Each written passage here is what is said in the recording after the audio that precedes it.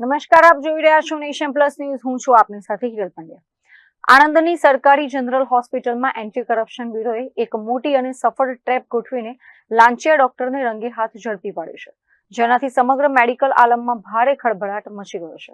આણંદની general હોસ્પિટલમાં કરાર આધારિત ઓર્થોપેડિક સર્જન તરીકે ફરજ બજાવતા ડોક્ટર ચિંતન સ્નેહલભાઈ શાહ સામે એસીબીએ ગુનો નોંધ્યો છે. ઘટના એવી છે કે આ કામના ફરિયાદી મિત્રની હાથની આંગળીનું ઓપરેશન આણંદ જનરલ હોસ્પિટલ ખાતે થયું છે, જે સરકારી નિયમો અનુસાર તદ્દન વિનામૂલ્યે કરવાનું હોય છે. આમ છતાં આરોપી ડોક્ટર ચેતન શાહે ઓપરેશન કરવાના અવેજ પેટે ફરિયાદી મિત્ર પાસે શરૂઆતમાં 6,500 રૂપિયાની લાંચ માંગી હતી.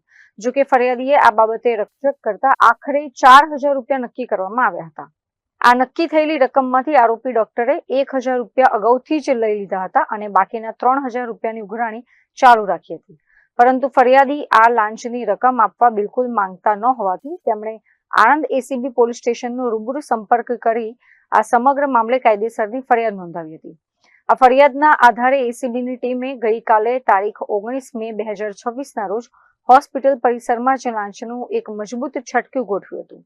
આ ટ્રેપ દરમિયાન જ્યારે ફરિયાદી બાકીના 3,000 રૂપિયા આપવા ગયા ત્યારે આરોપી ડોક્ટરે ફરિયાદી સાથે લાંચની માંગણી અંગે હેતુલક્ષી વાતચીત કરી હતી અને જેવા લાંચના 3,000 રૂપિયા હાથમાં સ્વીકાર્યા કે તરત જ આસપાસ ગોઠવાયેલા એસીબીના અધિકારીઓએ તેમને રંગે હાથ દબોચી લીધા હતા.